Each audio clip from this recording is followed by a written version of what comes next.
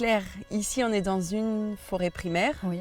une des dernières de Madagascar, c'est ça? La forêt galerie, ce type de forêt dans lequel on est à canopée très haute et située au bord du fleuve, ce sont les dernières qui restent de la région.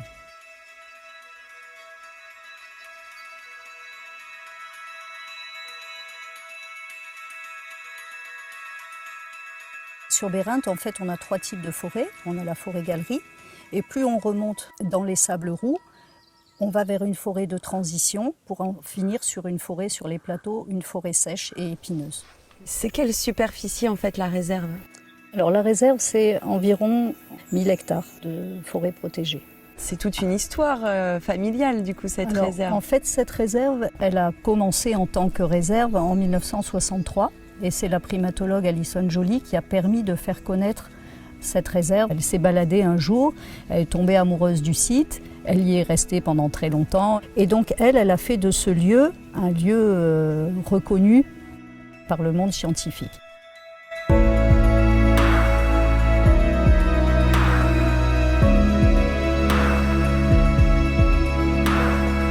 Et c'est bien plus tard qu'on l'a ouvert au tourisme.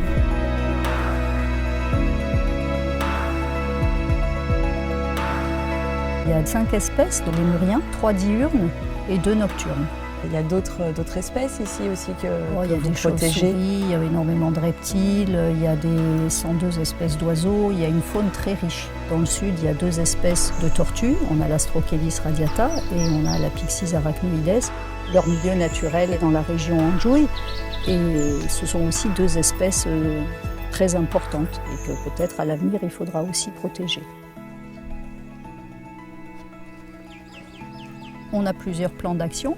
On a d'abord le recensement permanent des lémuriens, puisqu'on a 2 équipes, une qui travaille sur les propithèques de Véro, une qui travaille sur les lémures kata, pour vraiment les suivre en permanence, étudier leur territoire, étudier leur augmentation et surtout pour les protéger, pour éviter qu'il y ait de la prédation.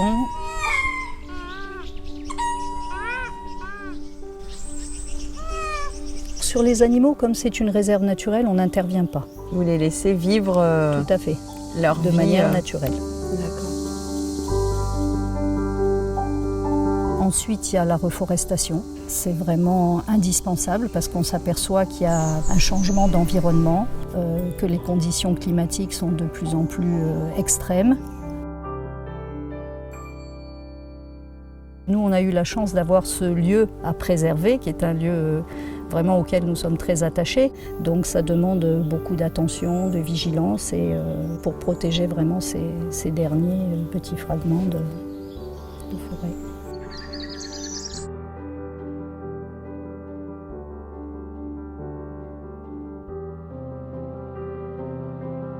Toi tu es née ici? Oui. C'est ton coup de cœur ici. Qu'est-ce que tu aimes le plus dans cette réserve?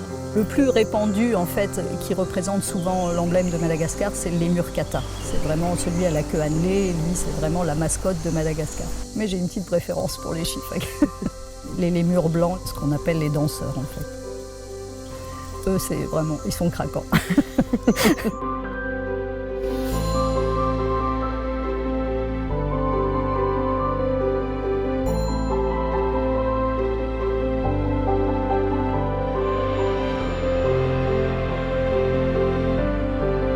La biodiversité de Madagascar est exceptionnelle.